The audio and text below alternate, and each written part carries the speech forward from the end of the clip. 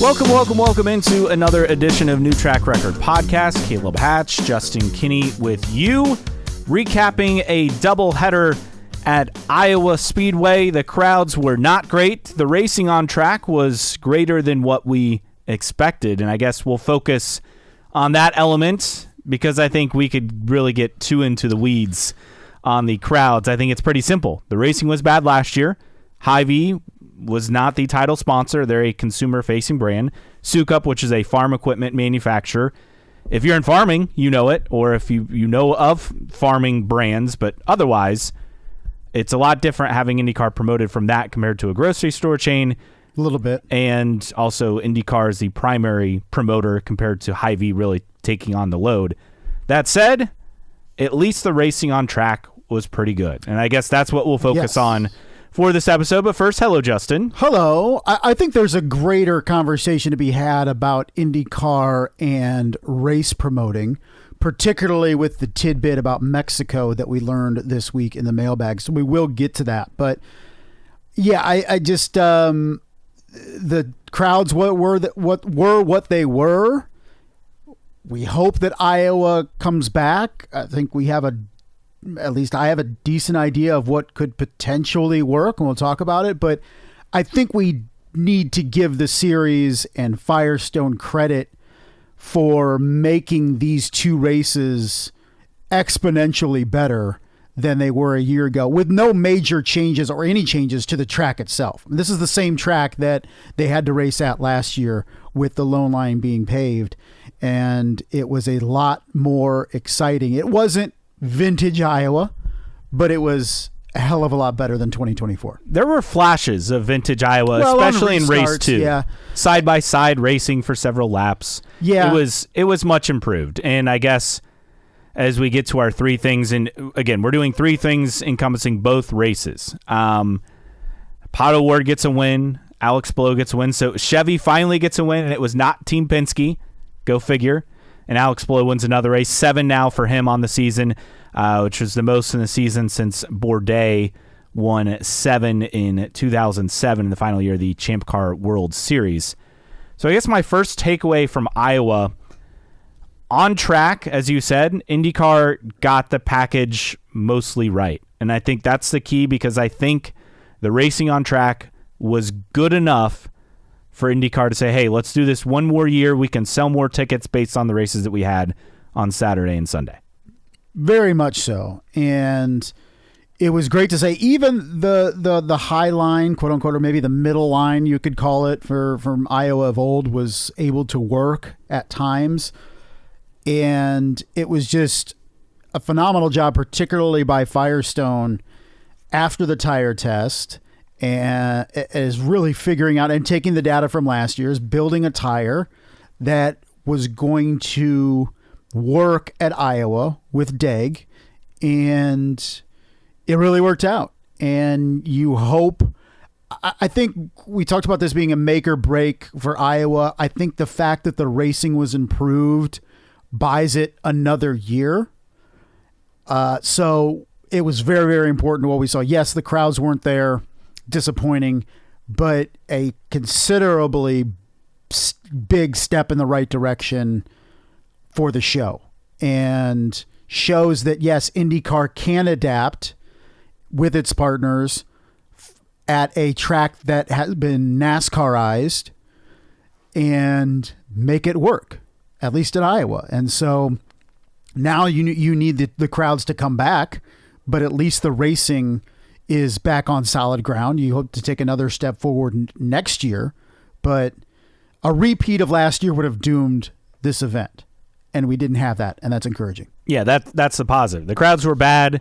Nathan Brown of the Indy Star had details that going into the weekend, basically just under 6,000 tickets sold for each race. I don't think the walk-up crowd was that big either. No, unfortunately, because it wasn't that deathly hot. No, yeah, the temperatures were bearable. I mean, 84 degrees on Sunday was the high, but it was about 80 degrees at race time, and Saturday was around 80 degrees as well. So the weather cooperated, but I think we both agree in the future this will be one race. I think that's clear. IndyCar's essentially made that clear. And also either run it Saturday night or Sunday night. That seems to be the formula for IndyCar on short ovals. And I think at least for Iowa, where it is on the schedule, a Sunday night race on Fox would work perfectly because there's nothing else going on. If you keep it on the weekend going into the All-Star break for Major League Baseball, there's no Sunday night baseball. So it would effectively be a standalone event for IndyCar on Fox with no other major sports on television. And I think that could work. We saw how it worked with Gateway. People will complain, oh, it's a night race on Sunday, got to work on Monday. Just take Monday off, people. It's not that big of a deal. And go to the race. And I think, and this is a thing too, is the idea of a doubleheader is great when you have all these major musical acts, but it is a daunting prospect if you want to go, let's say, from Indiana to Iowa for 2 races, because that's your entire weekend, right? I mean, so you and I, you look at it for an example, like, gosh, do we want to be gone an entire weekend? Yeah, it's 2 races. That's nice. But man, you got to leave, either early Saturday, you're not getting back till late, whatever. If you make it 1 race, you can do that in a day. You have to get up at the crack of dawn, right? And go, and you'll get back in the middle of the night, Monday morning, but it's just not as daunting, I think, for people. And I think for some people, the allure of 2 races in a weekend, I think it cancels out for the people that are like, gosh, man, that's a haul to get there. I got to spend 2 nights, at least 2 nights in a hotel, 2 races, I got to drive back. Like, it is a big ask for people to come from out of town for an entire weekend and spend that money. And it's not like, Des Moines not a huge market, so you're hoping you're drawing fans from not just the Des Moines area, but surrounding states to make it work. And with Iowa short track racing on Saturday night, that's very popular with, sprint cars and whatnot. So I feel like Sunday night's a better option. But all in all, the racing was improved. There is hope for Iowa Speedway on the calendar in 2026. And I don't necessarily like the fact that it's only 3 weeks in between IndyCar and NASCAR. That's, I think, another big part of the problem. Is a big issue. So do you have to move the date for Iowa? If you have to, my idea for that Sunday night race going into All-Star break obviously goes out the window. But, for this race being effectively an IndyCar rental anyway, IndyCar can move it wherever they want on the schedule. It's not locked in because that's what the track wants. So I feel like it's back. That's my opinion because of what we saw on the racing. So we'll have to see for sure. The series is being very coy and saying, well, you'll find out if it's on the schedule when we release the schedule for 2026. I feel like we get some hints before that, but for me, for a series desperate for ovals, you can't just walk away from one, especially with the product of racing that we saw over the weekend. And there's a tornado 1.5 miles from the track. Yeah, come on. So there's entertainment. Entertainment on Friday, too. Not the kind that you'd want. What's your first takeaway, since we kind of shared that one, Sure. I guess? Let's talk about the weekend for Christian Rasmussen. Yes. And what it means at large for a guy that really has blossomed in year 2, particularly what we've seen from him on the ovals. You remember the runner-up, or the 3rd place he had, I think it was 3rd place at Gateway, 6th at Indy. He gets a 6th and an 8th. So he, in 4 ovals this year, has a 3rd, 6th, and an 8th. Really, really impressive for a guy that went through the road to Indy, won Indy US F2000, won Indy Pro 2000, won Indy Light. So he has experience on ovals. But what he's been able to do on ovals this year has been really, really impressive. And he's not making any friends out there with his oval style, which is perfectly fine with me. He's an aggressive driver on ovals, maybe needs to learn a bit of a decorum, but he's putting up results, and that's huge. I think I didn't really see a whole lot wrong with how he raced this weekend. I understand the complaints people had from Indy when he was a rookie. Sure. But I feel like he earned that reputation based on that one race alone. Yeah, and look, especially at Iowa where, it's still a bit dicey on that second line, you have to be more aggressive. And maybe he's not the quote unquote traditional, he's taking the traditional paths to make passes or whatever line he's taking, but it's racing, and he's making moves he needs to do, and he's putting up results for it. So really, really impressed with Christian Rasmussen. Now sits 15th in the championship, a significant jump from year one with Ed Carpenter Racing, and that was factoring in the fact he missed what? He didn't do the ovals last year. Correct. Right? He only did a couple late in the season. So from a guy that last year was like, we're going to put somebody else in for the ovals, to now effectively owning the ovals for Ed Carpenter Racing, it's been really impressive. And this was his Iowa debut. He didn't race at Iowa last year. He didn't race at Gateway last year. He only raced at Indy, the Milwaukee doubleheader in Nashville. So a big improvement for him. And don't look now, but he's 13 points ahead of his teammate, who had a very nondescript weekend, which was a surprise. It's kind of been trending that way as a season. Yeah. Rossi had 3 top 10s in the first 4 races, but only 1 since. But Rasmussen, at least on the ovals, other circuits, the results are mixed bag, but he's putting together results on the ovals so far. Which is almost the opposite of what we expected out of Christian Rasmussen for year 2 is, okay, this is where he's going to find himself on the ovals now that he's doing the ovals for ECR. And the road and streets will have some results. He's got some results on road and street, particularly early in the season, but it's been the ovals where he's really shined and was really impressive. What about, what do we have? Your number 2? Yes, my number 2, and I'm going to focus on another driver who had a really good weekend, and I feel like he's knocking on the doorstep of more than just podiums, and that's Marcus Armstrong. You look at it, a 9th in race 1, 3rd in race 2. He has 6 straight top 10 finishes. So that's been really impressive, including a 5th coming at Road America. So it's been a good second half of the season for him. After finishing 18th at Indy, he's been in the top 10 every single race. And he's also, he's 31 points behind his teammate Felix Rosenqvist, but 2 Meyer-Shank cars in the top 10, in fact, top 7 in points. Marcus Armstrong, I think, could continue to get results. He's solid on any kind of track now. If you're getting top 10s on a short oval, I feel like you've maybe not conquered ovals, but you're adept at them by now. This is a guy, along with Felix Rosenqvist, it wouldn't shock me if they got a win down the stretch of the season. We talk about trends and we look at season trends, but then if you pull out a little bit, you look at trends year to year and where they're going. We talked about Joseph Newgarden trending in the wrong direction season after season. Marcus Armstrong, the opposite. He had 2 years at Ganassi and did not do the ovals right in 2023 for Ganassi and finished 20th in the standings, which is still pretty impressive considering he didn't race in 5 races. And then last year improves to 14th and was basically a casualty of the charter system last year. If the charter system doesn't happen, he's still racing for Ganassi. But point being, he goes to Meyer-Shank and is now sitting 7th in the championship. He's gone from 20th to 14th to now 7th. He's showing progress with every successive season in IndyCar. And remember, this is a guy that didn't come up through the ladder, spent several seasons in F2, really had to familiarize himself with oval racing, right?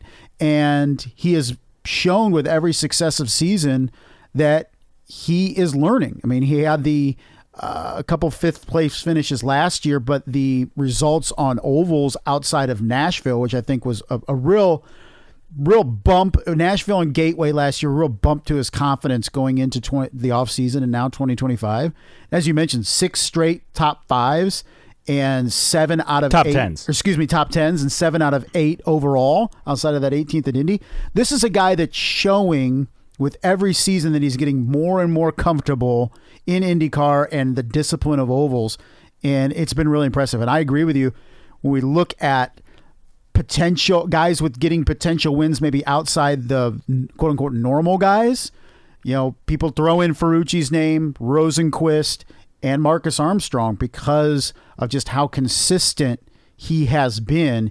He, for the first time in his IndyCar career, is looking like a very well-rounded driver.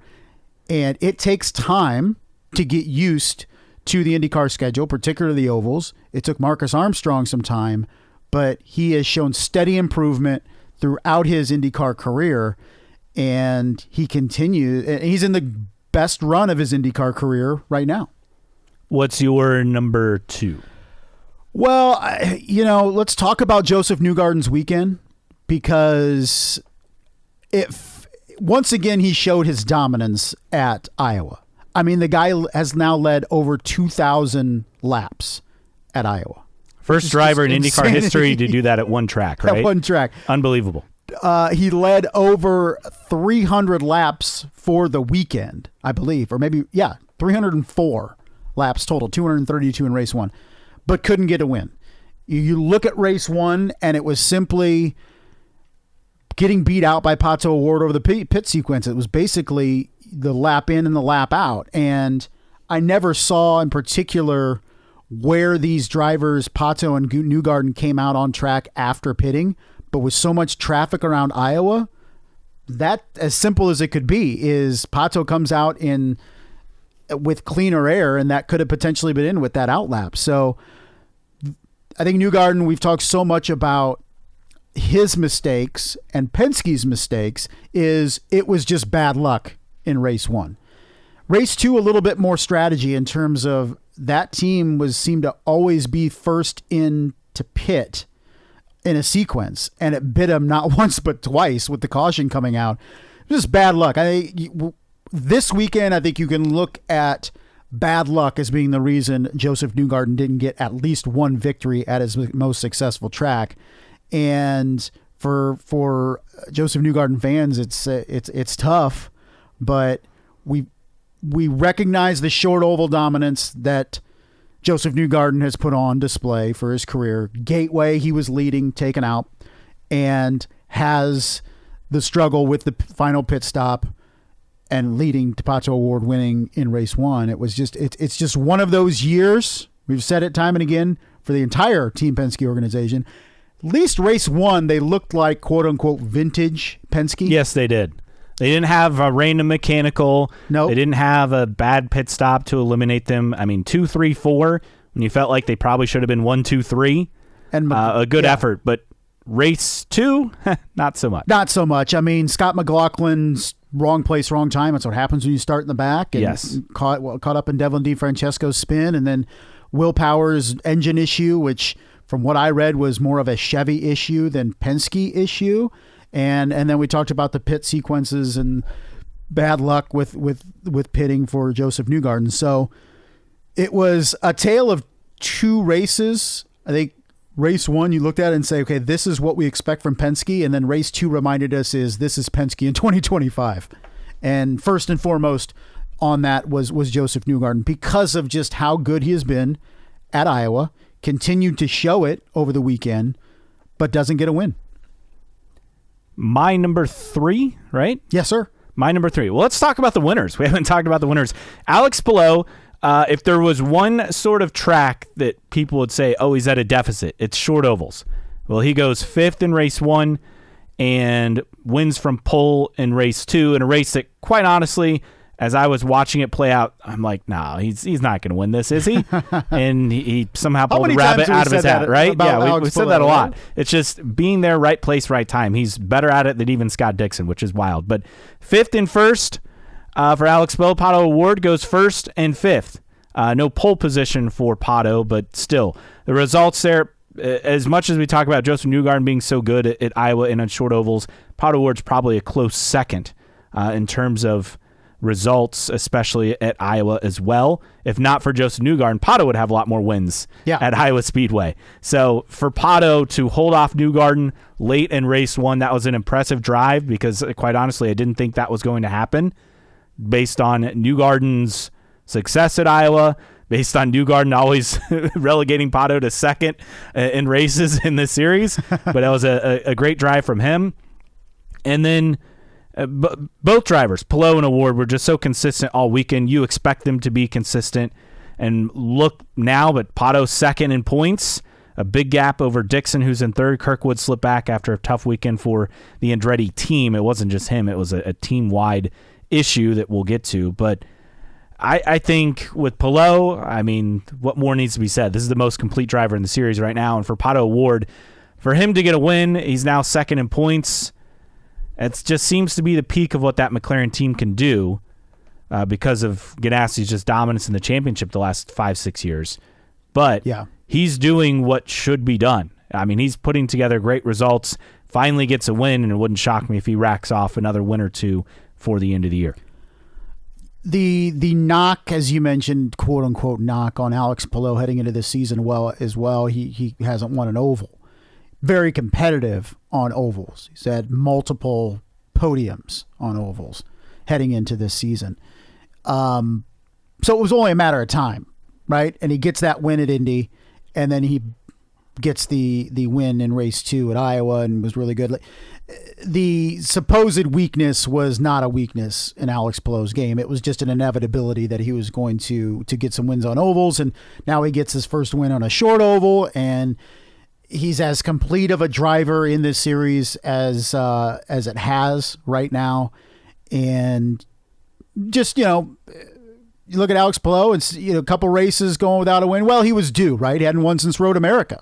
It was a 2-race drought, which is just insanity for Alex Palou this year, and gets the dub. You had to feel good though for Pato O'Ward and that team. And I thought of all the racing all weekend, the final 10 laps, of race 1 was as exciting as the entire weekend because we did lack passes up front. And I think when we talk about the improvement for Iowa, we're still kind of missing that in terms of the frequency. But holding off Joseph Newgarden, as we mentioned, the master at Iowa, and not putting a wheel wrong, picking strategy, where he was going to put the car, immediately after the restart, it looked like it was an inevitability that Joseph was going to get past Pato O'Ward. And Pato held him off for all 10 laps heading to the checkers. I thought that was maybe didn't get enough attention post-race, is really being holding off the best driver that's ever been at Iowa and really having to be exactly perfect on your marks and not make a single, even small mistake over those final 10 laps. It was a very impressive drive by Pato O'Ward.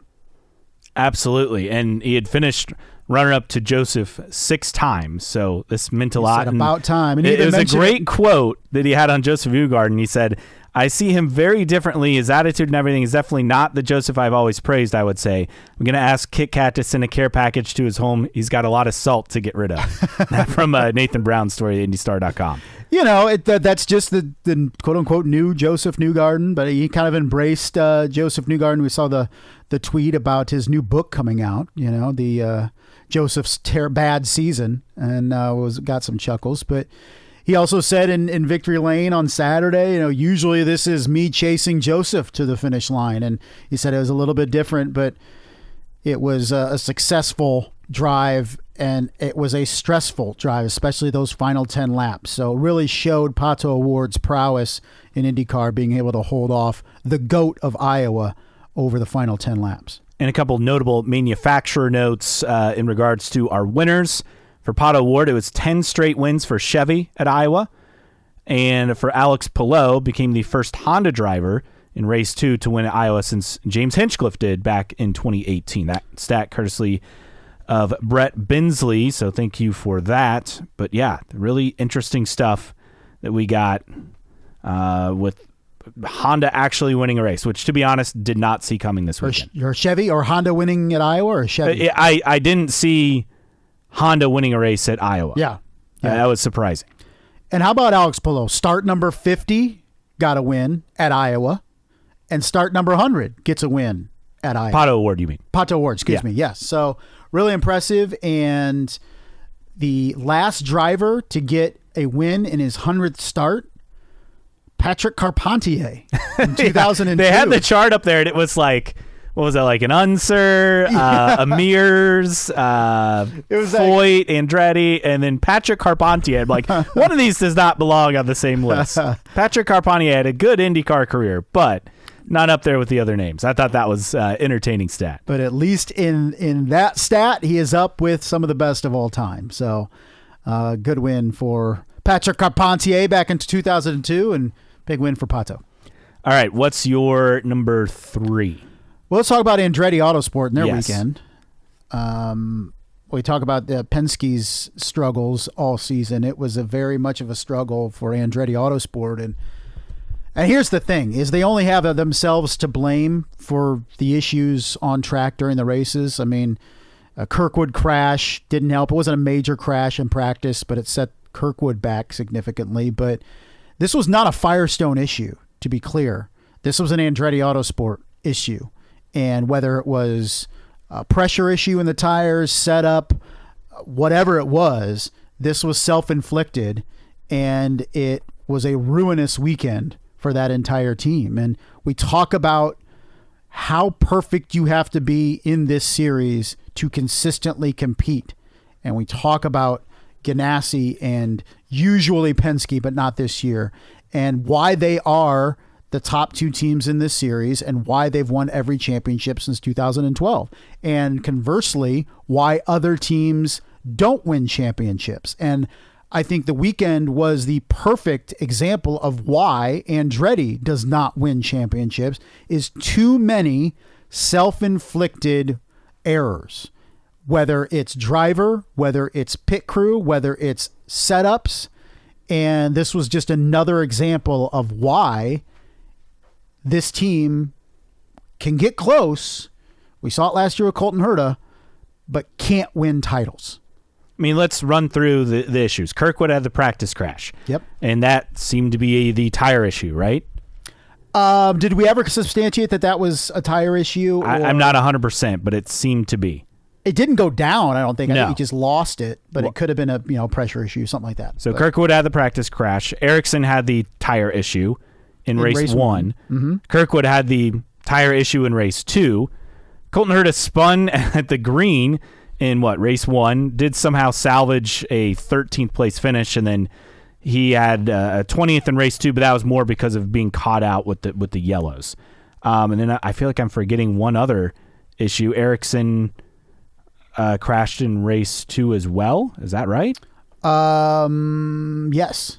Yeah. So he finished 22nd. 22nd. One of the late yellows. So he had the tire issue in both races, right? Yes. That's 5 things we just talked about amongst 3 drivers who are all IndyCar winners. One of them's won an Indy 500. The other 2 have both competed to win championships. Kirkwood in his first year of really competing, but for Kirkwood, his disastrous weekend, 26th and 18th. Marcus Ericsson's dismal season continues, 15th and 22nd, and Colton Herta somehow the best results, 13th and 20th. But this was bad. And it was a setup issue, I think. The way I understood it, a lot of people said, well, it was their right front camber setting that was causing the tires to fail. That potentially was the issue. That's the rumor. That's not confirmed, but right. Which, to be fair, when when IndyCar tested here, it was, who was it that had the big crash due to the tire bursting? Which I don't think it was their prop. Was it at Ericsson? It was one of the Andretti cars. I can't remember who it was. So this was something that was an issue all season at Iowa between the test and the race. So, you're always on that edge of trying to find the perfect setup that puts you on, that makes you the fastest, but also right on that line of pushing it too far. And it seemed like Andretti was pushing it too far. And these are the issues that consistently happen to Andretti Autosport. And whether it's one season or one weekend, it's the drivers making mistakes, and then it's pit crew, and then it's engineering and setups. It's too much, and it's consistent. It's gone on too long. There is so much investment in this series, or in this season. Excuse me, this team now, and the change of ownership is, you just wonder that if a complete restart with these teams in terms of, engineering and all that is coming and decision making, because these things just continue to happen. So clarification, it was Christian Rasmussen who had a right front tire failure and a crash at the test. Which was a heavy crash, we heard. Yes, and that led to a redesign and production of stronger right fronts for the doubleheader event, that per Racer.com's Marshall Pruitt. And then in clarification for Andretti, so Kirkwood had the right front failure on Saturday. He made it to the finish on Sunday, but then on Sunday, Ericsson and Colton Herta both had the right front failure. Yep. So along with Kirkwood's practice crash and Herta's spin in race 1, that he was able to rebound, but he was working from behind the entire race after that, the start. It was just a tough week, and Ericsson had it just happen one time, but it felt like it was both times based on how things were going with the team. But yeah, it's like we said, team issue, not a series issue, not a Firestone issue, and Andretti's going to have to figure that out. It has a driver right now that you feel is trending up in terms of being a championship contender in Kyle Kirkwood. And if you can get things right with Colton Herta, maybe you have two. Mm-hmm. But he's now mired in 9th place. And I'm not talking about this year, but going forward. But this team's never going to win a championship if it can't clean up the things that happen to this team. These self-inflicted issues. Wounds that continue to happen. And you don't know if Dan Taurus is going to reach a point. This dude's investing a lot of money and has a lot of money, that if he came in and just wanted to clean house or make some significant changes, he will. And maybe the allegiance that Michael Andretti had to certain people does not exist with Dan Taurus. Not saying the changes are imminent, but if the same things continue to happen and cost this team results and wins and inevitably championships, you have to think. I feel like Dan Taurus is a guy that's like, look, we're in here to win championships. We haven't won a championship in, 13 years? 13 years. Things need to change. And I wouldn't be surprised. I don't think the driver lineup changes that much outside of maybe Marcus Ericsson in the offseason. But I could see a considerable amount of change behind the scenes for this team in the offseason. A couple other notes from Iowa. Robert Schwartzman with another 9th place finish, that coming in race 2. Also, Jacob Abel, 11th in race 2. After last in race 1, his best finish of his young IndyCar career. Impressive for him, especially after, he's pretty much going a lap down as like the first car. But for him to battle back in race 2, get a career best result. And his teammate, who charged through the field both races, Rinus VeeKay, they don't look as impressive on paper, 16th and 12th, but he was starting in the back of the pack in both races as well, right? So that was a good drive through the field. And for Juncos Hollinger Racing, who unfortunately had a transporter fire on the way back from Iowa, everyone's okay. Obviously, still fixing everything coming out of that, not what you want as a team, but they had their best oval qualifying result ever, second for Connor Daly, who continues to show what he can do at Iowa Speedway in the short ovals in general. But congrats to them, as Connor Daly gave them another record P2. He started in race 1 for their best ever oval qualifying efforts. And we didn't mention this, but congrats to Miles Rowe getting his first Indy Lights win at Iowa Speedway on Saturday. That was big. It was interesting, too, that Connor Daly and Santino Ferrucci finished 7th and 8th on Saturday and 15th and 16th on Sunday. So, but Connor Daly did say in the pre-race on Sunday, they went by each other on Saturday at the end of the race, and there were no middle fingers extended, more thumbs up extended. So not bad for a back marker, I guess you could say, for Connor Daly, at least in the words of Santino Ferrucci. Any other final thoughts or things you want to point out at Iowa? So much angst. Here's my thing, and it'll be reflected in my rate the race, is for me, it's very hard to be engaged and enjoy a race when there's nobody there. It's I didn't watch these. I just finished race 2 on the way here. I knew what happened and all that stuff, but I had it on in the car. It was not on my list of priorities to get to because I just hate watching IndyCar races where just nobody's there. It's so embarrassing.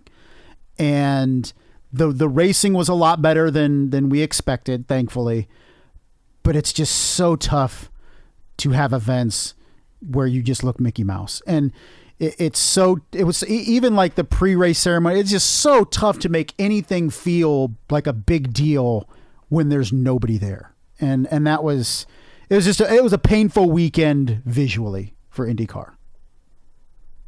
Yeah, it's hard. I felt bad for the drivers. Like Pato Ward gets a win and there's like no one there.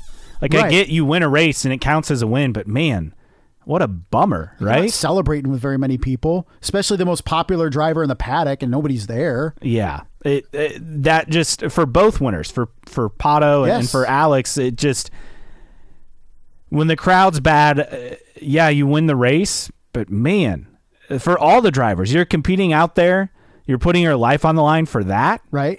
Like it's just 4,000 people there. It's hard. Like, yeah, statistically there were probably 6,000 plus at each race, but it looked terrible. And I hate that that's what it comes down to is IndyCar can't put themselves in a situation where not only the events look bad, but man, these drivers competing, like that's the part that I have a hard time with when they're not drawing a crowd. And I'm out there driving, and if I have a bad car, it's like, I get that these guys are uber competitive. Sure. But in the back of my head, I think I'd be thinking, we're doing all this for that? Right. Right? Or like, even conversely, I'm going to make a move on the outside going 190 into a turn, and I may or may not stick it. And I know it's different as a race car driver because it's built into you, but at the same time, you're like, whether I execute it or not, or end up at the wall, there's 4,000 people here. I mean, if they had 6,000 in a 30,000 seat grandstand, that would mean 1 out of every, five seats were taken. And I find that hard to believe. Yeah, I find that hard to believe, is 1 out of every 5 seats were taken. So I'm leaning more towards maybe 4,000 each race. And maybe they gave out a bunch of tickets to try to push that number up, and they could just count them whether people showed up or not. I don't know, but to me, it's such a chore for me to watch a race, any race where there's nobody in the stands. I mean, for me, I know the 24 hours of Daytona is a big deal, and I'm not a big sports car guy anyway. But when I try to turn it on and like nobody's in the stands, I'm like, why am I supposed to care about this race? And I know it's a big deal, but nobody's there. And let alone... Well, you wouldn't want to be in the grandstand, though, for the 24 hours to Daytona. It's the infield. That's where everyone's at. Right. But there's hardly anybody there in the infield either. I mean, even when we... With the pandemic and we raced the 500 empty, I mean, it's obvious that it's just not... It doesn't feel as big. So even for events like Iowa... I was not dreading, but I was putting off watching these races because I knew just how bad visually they were going to be. For sure. All right. If you agree or disagree with us, we'd love for you to interact with us. You can always find us on social media, IndyCar Podcast, the handle on Twitter /X, also on Instagram, on Facebook. Just search for New Track Record. You can always email us your questions, comments, concerns, rants, newtrackrecordpodcast@gmail.com. We'll have an email to get to here in just a bit. And as always, you can support us via Patreon, patreon.com/newtrackrecord. Thanks to Xavier and others for their support. And download and listen to the podcast on your favorite podcasting platform, whether it's Apple Podcasts, Spotify, or wherever you listen to podcasts. And with that, we get into the mailbag, and we start from stuff from last week. And the first question is, we had asked last week, okay, Scott Dixon, he's won, after all these movies, around all these racing related movies. And the question was Turbo, and we got a couple of responses on that element. And for Turbo, released July 17, 2013, Toronto Race 1. was the weekend before July 13th. Scott Dixon won, and race 2, July 14th. Scott Dixon won. The next race, Mid-Ohio, August 4th, won by Charlie Kimball. So Turbo also on the list. Thanks to Lynn_IndyCar for tracking that down. Who won the first race after winning was released back in, what was it, with Paul Newman? 1966? Yeah, that's a great question. Did Scott Dixon win that race? Probably. Probably. Just wondering. Yeah, for sure. I thought that was interesting that naturally that is a factor as well. Let's get to other comments. This from S2000_Moose. Attendance at Iowa should spotlight the value of a consumer-oriented title sponsor. I live in Kansas City, 4+ hours from Newton, Iowa. When Hy-Vee was involved, I could not escape ads and promotions. Every Hy-Vee ad mentioned the races. This year, nothing. Well, it's twofold. IndyCar needs to be better at promotions because it's in charge. Sukup is, as you mentioned at the start of the podcast, it's a farming equipment company. Yes. So they have nothing to sell you or me. But they have something to sell to farmers, and you would think they would have... True, but my thing is, like, the farmers already have their products. Like, they send, grain silos and stuff like that. Like, yeah. It's not like people are going to stumble upon their activation at the track and be like, yeah, you know what? We do need a new grain silo. Like, that's just not happening. So activation, especially when it goes from Hy-Vee being a grocery store and spending big money to that. So IndyCar needs to find a better formula for its promoted races, obviously. And yeah, a point of contention, with us last week was Iowa Speedway is not helping any, but it's not like IndyCar was doing a great job anyway. I don't know if IndyCar thought Sukup was going to do more or what. Well, remember, the state of Iowa gave over $400,000 to help with promotion of the loss of Hy-Vee as title sponsor for this race. Where did that money go? Great point. If they're not even seeing much promotion in Kansas City and stuff like that, Hy-Vee is huge in Kansas City, by the way. So yes. Having Hy-Vee as a sponsor, I think we knew it was big, but I think we have taken it for granted now that they're gone from sponsoring IndyCar. Also, this from S2000_Moose, a math note. After Iowa, all but the top 7 drivers have been eliminated from the championship. This includes all Penske drivers. Seems likely that race will be over before the final 2 ovals. I think it's over now. Yeah, mathematically, only 7 drivers remain eligible. Realistically, everyone's been one driver. This championship's over, folks. It's been over. We've been telling you. Quit trying to make a storyline out of something that's not. Yes. And then Lynn_IndyCar, another note on points. Alex Palou, 515 points after the doubleheader at Iowa. He didn't lose points to his rivals on short ovals, which he was supposed to be his kryptonite. Alex only 29 points away from his 2024 total. Just shows you how impressive his season has been. And like I said, the people that were saying it was a perceived weakness of Alex Palou on ovals, I mean, those that we follow the series know that wasn't the case. It was just an inevitability at some point he was going to get those oval wins, and this year has proven so. I posted a poll. Will IndyCar be back at Iowa Speedway in 2026?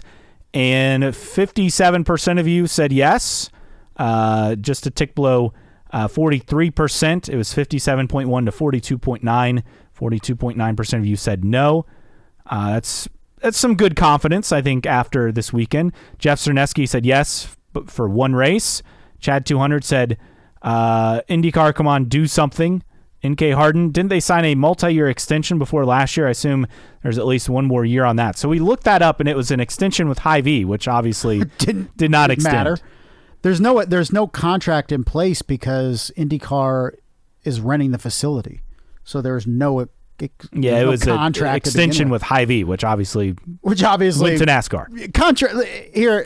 Contracts mean nothing, people. I mean, and that's the latest example was Hy-Vee. Last July 11th, the announcement came out that Hy-Vee and IndyCar had agreed to a multi-year extension to continue to promote this race, and look what happened.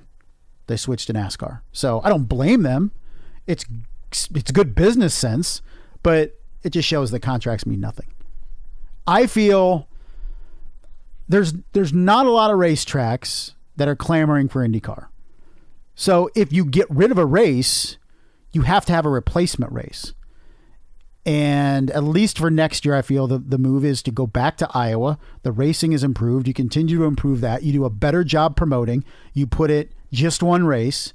You put it under the lights, whether it's a Saturday night or Sunday night, and you see what you can do and bring and get some momentum back with attendance.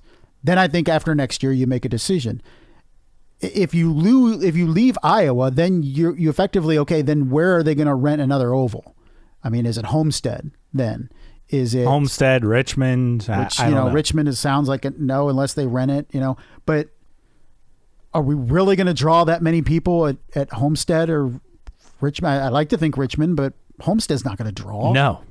It didn't draw before. So I think the play is Iowa's worked in the past. You keep trying to make it work again. It worked before Hy-Vee came on board. It was struggling before Hy-Vee, but this, correct me if I'm wrong, has been the worst turnout in IndyCar's Iowa history. Outside of 2020, attendance, of course. Right, outside of 2020. So there is precedent that this race has worked, has brought in fans even before Hy-Vee, and I think they can get back there again. There needs to be a committed effort by IndyCar to promote. This from Samulus. It's not going to be for much longer. That crowd was sad. Yeah, I still have hope for the future with Iowa in the crowd. This from Formula_AO1, and why wouldn't it? Well, the crowd. I think that's why. And Transocean Trojan said, worst turnout of the year as far as fans go, need some promotion if they are going to stay. Yeah, and IndyCar's got to do a better job, I think, of promoting it to get to that point. And then this from D Bishop 1987. Iowa made its choice on who is more important when they repaved the track specifically for NASCAR. Same thing happened to Texas, unfortunately. But they should be more important. They bring in more money. That's why I can't get mad at these tracks for making these moves. You realize how much money they're banking by hosting NASCAR and how little money they're banking hosting IndyCar. It's a question of economics. And these races, I have zero to blame these races. They have to make money to stay open. I mean, Iowa was closed, and now it has a cup date. It's a success story for that track to bounce back the way it has. And it's not because of IndyCar. It's because of NASCAR. So, well, but it's because IndyCar showed that the track could stage a successful event, and then obviously NASCAR swooped in. And I mean, it's frustrating. I get it, but it's also a lesson in economics. And I don't blame these tracks for doing that because they have to make money to stay open. Speaking of, how would you rate the races at Iowa Speedway? Let's start with race 1. Race 1 was a 5.5 for me. Wow, that low. I just can't get over the fact that nobody was there. That really impacts how I enjoy a race. Fair or not? I originally said a 7.5, but after seeing race 2, I got to lower it to a 7 because there was obviously more potential. How would you? Our listener said a 7.21. How would you rate race 2? I had a 6. Really? Again, because nobody's the crowd there. It's race 2, I had an 8. You had side-by-side action. You had a lot of changes. You had people driving through. You had Newgarden, driving back through the field after getting caught out by a yellow. You had great racing action. You had on-track lead changes. I went 8. Listeners went 8.35 on Rate the Race. I mean, hopefully the excitement that we saw translates to bigger crowds next year, but they need, quite frankly, a better sponsor, at least in terms of activation. If they get a sponsor on board, IndyCar needs to be better at promotions. But I think the most important thing was making the new configuration or making the new surface work. And that was the biggest hurdle I felt towards the long-term longevity of this race, because as I mentioned, we've had crowds at Iowa before. So now that we seemingly have solved that or are trending in the right direction, I feel IndyCar comes back and they really make a great effort to get people in the seats. I mean, I'm not a conspiracy theorist, but it's almost like did IndyCar half-ass the promotions because they were terrified it was going to be a repeat of 2024? Makes you wonder, right?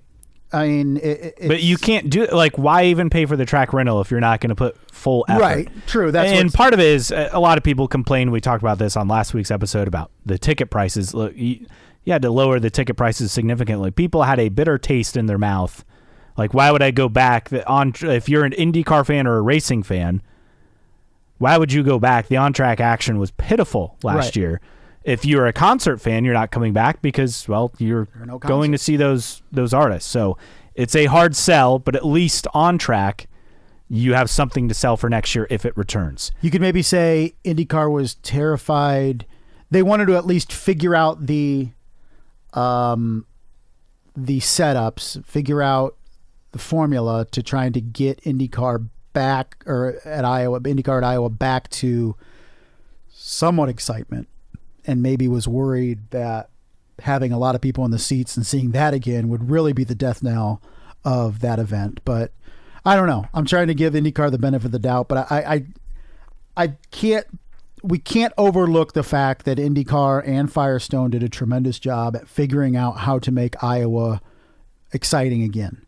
It's not vintage Iowa yet, but we saw signs that it can be, and hopefully 2026 we see an even better show. Let's just do one race and be done with it, though. A night race. Yes.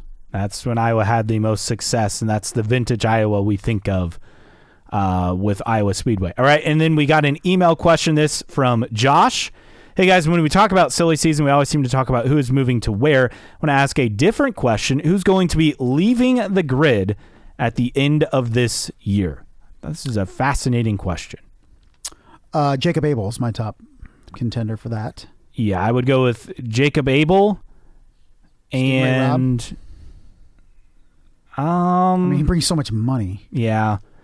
You go with Jacob Abel and then Devlin DeFrancesco is going to be my other one, yeah. Who is outside the leader circle. Leader circle. Still no top 10s on the year. And correct me if I'm wrong, he's never had a top 10 finish in IndyCar? Is that right? Really? Man, that's terrible. Yeah, he's never had a top 10 finish in IndyCar. Yeah, I think money only takes you so far for Jacob Abel. And we're talking coin, like paying for a coin ride is one thing. Correct. I just feel like maybe look, I can't blame Jacob Abel for what happened in Indy because coin had no speed. We saw that again in Iowa. That's what Renus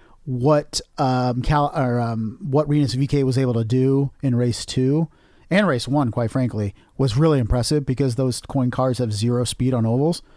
And even like we said, Jacob Abel, credit to him in race 2.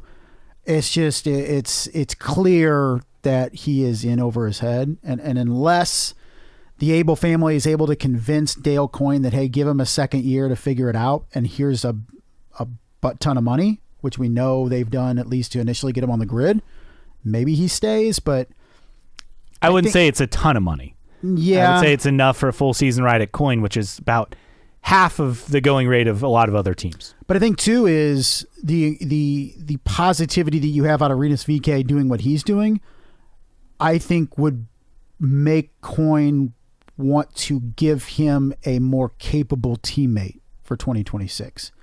And like you said, the money isn't big enough. It's not Stingray Robb money, at least that we know of. It could be, though.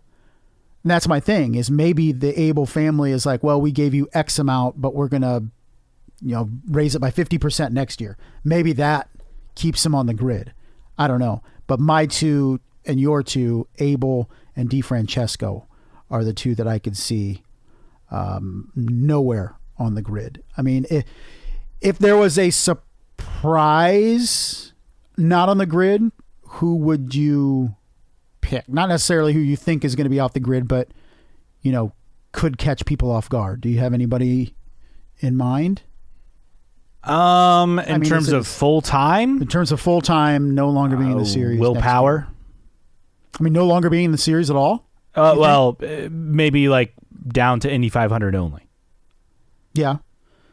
That would be for a some surprise. reason he's dropped by Team Penske, which I don't see it, but Right. My surprise would be Graham Rahal. okay, and just It's not retiring from full time. Correct. And I don't know why he'd want to do Indy. They can't compete in Indy, but I mean, he would. But that would be my surprise pick on potentially maybe he. They just had another baby or about to have another baby. He's 36, 37 years old. We've talked about his struggles at length. Bobby seems to be as vibrant as ever in terms of running the operation, but you got to think that at some point Bobby wants to start taking more of a back seat, and he has to a certain extent. But I'm not saying it's likely, but if there was a surprise that I had to pick not on the grid, it would be Graham Rahal. That does it for the mailbag. Time for news and notes, and we didn't get to TV ratings for Iowa, which were disappointing. The numbers that came in for the Saturday race one, 576,000 on Fox. That went head-to-head against NASCAR Xfinity Series on the CW, which got 972,000. So go figure, both are going head-to-head. Xfinity gets below 1 million for what, I think only the second time this year, maybe third time. And I think it's been back-to-back or at least two in the last 3 weeks. Yeah, so it's been pretty common. And then Iowa race 2 on Fox, 719,000. That was down from 862,000 in 2024 on NBC. Iowa race 1 in 2024, 72,000 on CNBC because of the Trump assassination attempt, and obviously NBC switched to news coverage. So overall, not great, but an interesting note from Tyler Wong 65 who pointed this out. Both 2023 races had a lead-in from the Open, or known as the British Open to a lot of people, in golf. And so that had, big numbers, obviously.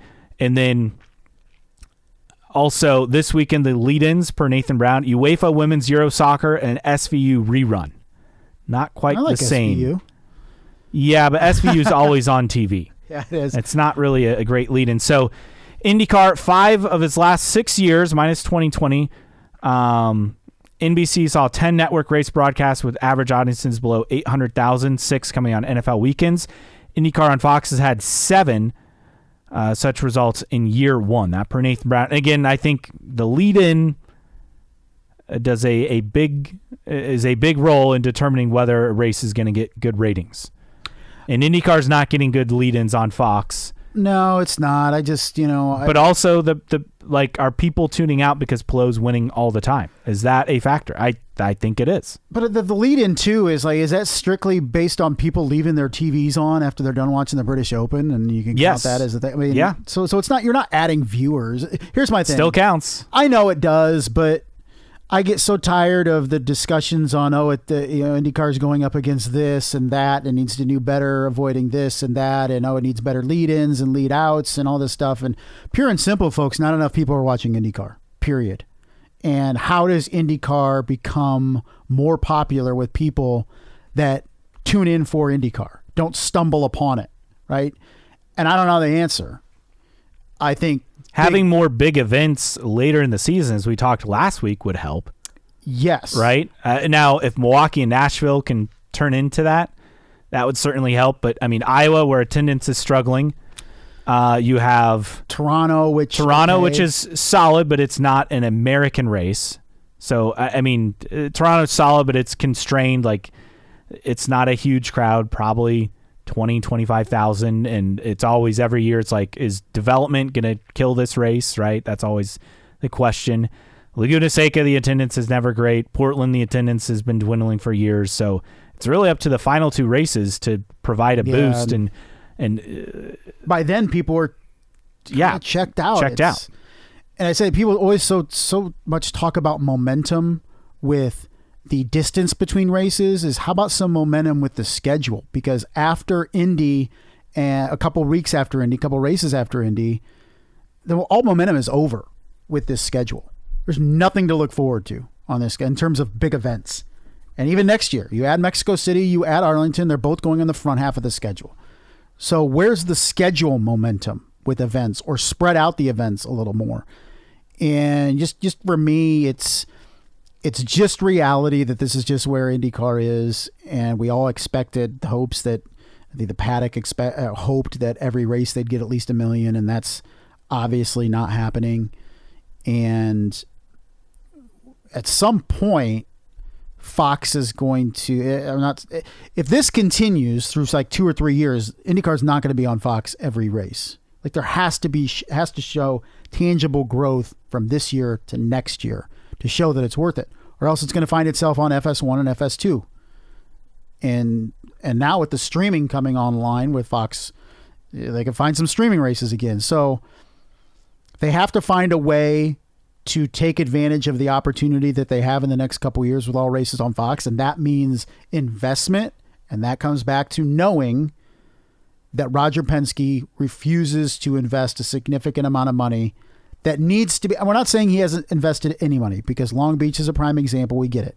But hey, we forgot to wish happy birthday to the chassis that turned 15 years old earlier this week. That's Exhibit A. You have to make this series more flashy and more exciting, and you have to spend money to do that, and there's just not enough money being spent. We just kind of just go around, right? Yeah. Low ratings lead to this, and this is what they should do. It's just it's a revolving conversation that we constantly have. Yes. F1 and NASCAR, the racing for the most part, it's been fine, but it's not incredible. But they have personalities to promote. They have car changes frequently, and they have a lot more big events. At least IndyCar has the Indy 500 to hang its hat on, because if it didn't have that, it probably wouldn't exist. Yes, it's I mean, it wouldn't exist without the Indy 500. It would definitely not exist. But I think more needs to be made about the fact that the second half of the schedule for IndyCar is big week. It's not good. We stack so much, and part of it is the momentum going into the 500, right? Everybody, the first half of the season, everything revolves around getting to May, and start of the season is exciting. You have events, you have well-attended street courses and road courses and blah, blah, blah. And then you get to the back end of the schedule, and it's races that are just holding on, and IndyCar promoted races, and trying to make this oval work for the second time and this oval work for the third time. It's just, you're just stuttering to the end. And I told you, quite frankly, this is around the time of the IndyCar season when I'm just like, when's football start? Because there's just nothing to look forward to. And this year, there's no championship race this year. So I think the back end of the schedule leaves a lot to be desired. People are so hyper-focused on gaps in the early part of the schedule that I think my biggest problem with the IndyCar schedule is it lacks exciting events in the second half, after you would say Mid-Ohio. Yeah, after Mid-Ohio, it's, Toronto's the most stable event after Mid-Ohio, because it's been around forever. Iowa didn't draw. Laguna Seca doesn't really draw big crowds. It's improved, but still. Portland seems to suffer from attendance problems. And Milwaukee and Nashville are two new at their respective venues returning to the schedule. Yes, IndyCar's raced at both tracks previously for many years, but Nashville moving to the Oval in year 2. We'll see if that'll draw. And Milwaukee down to one race and back in year 2. We'll see if that will draw. Those are question marks, so we can't say they're solid events, but if they can build momentum, then yes, you feel good at least how the schedule ends. But we're kind of in a lull because Iowa's turned into a dud, whether it's on track, attendance-wise, or both. Yeah, there's just no shortage of issues for IndyCar, for sure. But I feel like this is an overlooked one that right around this time of year, every year, really, really hits me. And I don't know how many other people out there agree. Racer.com, Marshall Pruitt talking about Iowa Speedway in the future. No decision, according to Penske Entertainment VP Michael Montri, on Iowa Speedway's future. And you read through, there's nothing really clear to take away from the quotes, right? It will be revealed once the 2026 IndyCar calendar is published. I just feel like IndyCar's not going to walk away from... There's too much history there. And yeah. I think the momentum picked up this year on track will lead to next year.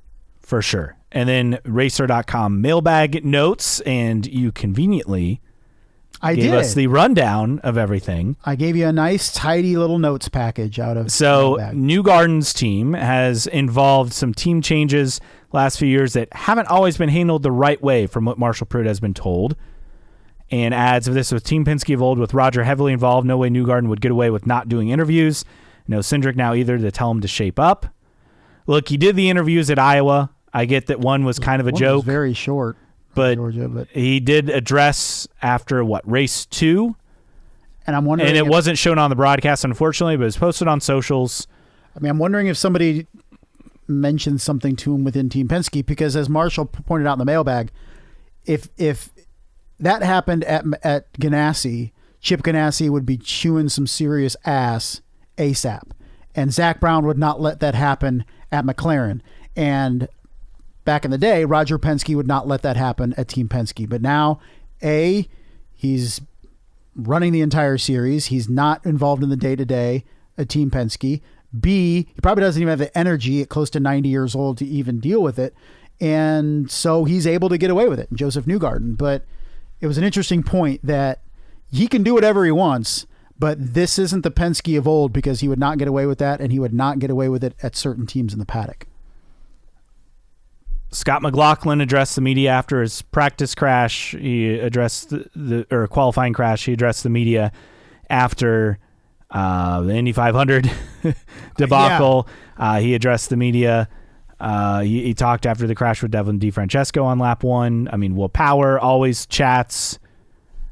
Look, I get it. There's an argument to be made that seems like, the media is out to get Joseph Newgarden, but he self-created this with his bizarre press conference after the push to pass scandal at Barber, right? And it's kind of spiraled since then. Just do everyone's just trying to do their job, right? Yeah, that's the thing. It's just kind of. I hope we can move on from this, because to me, the reaction online on either side is insane. But when his teammates are still doing the interviews, that means you can still do the interviews. Are you required? No, there's no rule. But it's just common courtesy. Well, I think the Penske of old, it was required, and now no longer it is, and there's nobody really there to enforce it right now. Elsewhere in the mailbag, no plans for Watkins Glen to return currently. Not that I thought there was, but IndyCar needs an East Coast race. That's one of the options.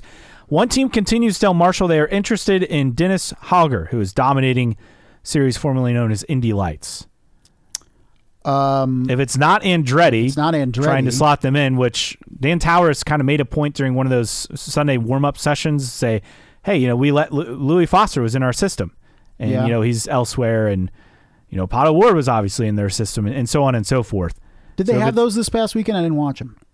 The warm-ups? No warm-up, because that's only on road and street courses. True. I thought what team would it be? Juncos? Coyne? Andretti? I'm sure Andretti's interested. It's a matter of Andretti, right? It would just space. be easy to go Ericsson out, Hauger in. But is Andretti with Dan? Here's an interesting thing too with Dan Towers is, as you mentioned, we let Louis Foster go. Is Dan Towers of the mind that we are going to develop our drivers and immediately hire them out of lights, or are we going to let other teams hire young drivers, even if they race for us in Indy Lights, and we're going to hire proven drivers? Because I think could there be a fundamental shift in that strategy? I mean, you look at their lineup, 2 out of the 3 were Andretti drivers in Lights and were developed. And yes, I get that Kirkwood was farmed out for 1 year, but he was under contract with Andretti. So 2 out of those 3 moved up with the team. But that was with Michael Andretti in charge. True. Is Dan Towers more of the mind that, especially with him with Cadillac F1, is he more of a mindset is I want to hire driver winning pedigree dudes right away? Because Dennis Hauger, yes, he's been very impressive, but you're going to need a year or 2 of him to get seasoning. Is Dan Towers more of the mind is, hey, go do that at a midfield team and we're going to hire you after you prove yourself? I don't know. But if it's not Andretti, I would think it's Coyne would be my most likely. Yeah, that would be my guess. I don't know what Hauger brings financially. That's always obviously very important. So I don't know. Other than that, Juncos, maybe a Foyt if Malukas left, I guess. I don't know. But I don't know. I just don't see a lot of movement in the paddock. I don't either. With that, elsewhere in news and notes, we just got confirmation Nolan Siegel has been cleared by IndyCar Medical, so he will compete at Toronto this weekend. So that's good news. Suffered a mild concussion during that crash in Race 1, did not start in Race 2 at Iowa Speedway last weekend. And with that, one other note, Ed Carpenter Racing announced they are moving their race shop to Westfield, which is a suburb of Indianapolis, my hometown, part of the Grand Park Sports Campus. So that's a new approach for Grand Park, because anybody not familiar with it, it's basically a big youth sports megaplex, tons of baseball fields, soccer fields, and it has a field house for basketball. They host Indianapolis Colts training camp every year. Yeah, that has 3 indoor fields and a couple outdoor fields. But this is, amazingly, Grand Park was, I don't know if it's always lost money, but it hasn't been making money. And so they're trying to do a different strategy with, some commercial properties and blah, blah, blah. And I read Ed Carpenter's comments, and he had a good point, kind of like with all these people that come to Grand Park for tournaments. And if we're here, maybe people decide to pop in and look, and they all of a sudden become fans or increase their fandom. So I get the idea for sure. We'll see just how that works out and how Grand Park continues to transform in its new strategy, because you like you mentioned, you're a native from there. You've seen that area just explode. I never thought it would work, really? But it has. It's about 5-10 minutes from my parents' house. Really? Yeah. It's just, I've been down there numerous times. It's a really cool facility, but had some mismanagement, and now it's maybe trying some new strategies, and having an IndyCar race team on the property is an interesting strategy. We'll see if that leads to further development of that property. 2027 is when they're supposed to move in. Is it going to be a brand new building? I believe so. I mean, other than the field house and the Colts inside thing, that's the only 2 buildings I can picture on that. Yeah. I mean, property. Obviously just other small buildings, right. Concessions, restrooms, that sort of thing, but that's it. They will become, Nathan Brown points out, the only IndyCar team located in Hamilton County. It'll be a 76,000 square foot facility. It'll be located there, have everything. They'll also have an on-site Java House cafe. That's smart. There's a Java House at Clay Terrace in the Westfield area as well. So interesting that it's not in Speedway or Indianapolis or North Indianapolis, like where Prima and Andretti HQ are, not real accessible to an interstate. I mean, off Highway 31, but I just think that is fascinating that that's the route they're going. All right, with that, time to preview the race formerly known as the Honda Indy. Now it has a slightly different modified name, the Ontario Honda Dealers Indy Toronto, coming up this weekend as we record Thursday morning in the WELT studios here in Fort Wayne. Practice 1, all times Eastern, coming up on Friday, 3 p.m. on FS2, IndyCar Radio, IndyCar Live, and Sirius XM at 218. On Saturday, 10:30 a.m. FS1 for Practice 2, 2:30 Eastern, FS1 for qualifying. Sunday morning warm-up, 8:30 a.m. Eastern on FS1. Woo! Early. And then coverage starts at noon on Fox on Sunday. Green flag, estimated 12:22 Eastern on Sunday for this one. Our 3 key stats from Chad to 100, and in fact adds some bonus stuff. Dixon, 4 wins, 12 top 5s, 2 poles, 6 front row starts, 12 straight top 10s, 245 laps load, which is the most. First, second, first, fourth, third, last 5 starts. Plo, Kirkwood, and Rossi combined 12 starts, 4 podiums, 1 runner-up finish for each driver, 0 total laps led. Colton Herta, defending race winner with 2 poles, 3 podiums, 98 laps led in last 3 starts. And some bonus, Dixon has only finished outside the top 10 twice in 18 starts at Toronto, which were both DNFs. The last time he finished outside the top 10, the first Avengers movie was just released Matt Kenseth won the Daytona 500. iPhone 5 didn't exist yet. President Obama was in his first term. It was the first year of the DW12. That's the only thing that hasn't changed. Michael Phelps won his 19th Olympic medal. Michael Schumacher's final F1 season. Mark Webber won the Monaco Grand Prix. Eli Manning, Super Bowl MVP. Colts drafted Andrew Luck, number 1 overall. Tiger Woods won his 73rd PGA event. So this was 2012, obviously, based on all those numbers. Who's your pick to win this weekend? Alex Palou is my pick to win this race. He's been very good at Toronto. A 4th last year, a 2nd in 2023, a 6th in 2022. So those are the only 3 times he's raced at Toronto. I'm going Alex Palou to win again. And I will go with a driver who's won multiple races this year in Kyle Kirkwood. He was 2nd last year. Obviously, he's outstanding on street courses, the Andretti team. Outstanding on street courses. I'll go with Kyle Kirkwood to win on Sunday. Would be a good bounce back weekend. After a forgettable Iowa trip for Kyle Kirkwood. For sure. All right. With that, tweets of the week, we have several. Nick Yeoman, congrats to Pato Award, but more importantly, congrats to Scott Dixon's son, who gets to celebrate his favorite driver winning at Iowa, Kit. And then Pato posted reunited with Kit holding the trophy for his Sync 275 win on Saturday. Picture there. It looks like at the airport behind the track. Scott McLaughlin, 10,000.5 laps in my IndyCar career. He had surpassed 10,000 laps in his IndyCar career on Saturday, and then on Sunday, take it out basically a half lap into the race. Oy. And then finally, or actually 2 more, we have Daniel McFadden. A regional grocery store chain did a better job marketing IndyCar than Roger Penske is willing to pay for. And then Joseph Newgarden, this next book is going to slap. Joseph's Bad Season. And it writes itself, doesn't it? It does. It absolutely does. All right. Who's our random split error driver of the week? Well, we're going to the final season of the IRL, 2007. Remember P.J. Chesson? Yes, I do.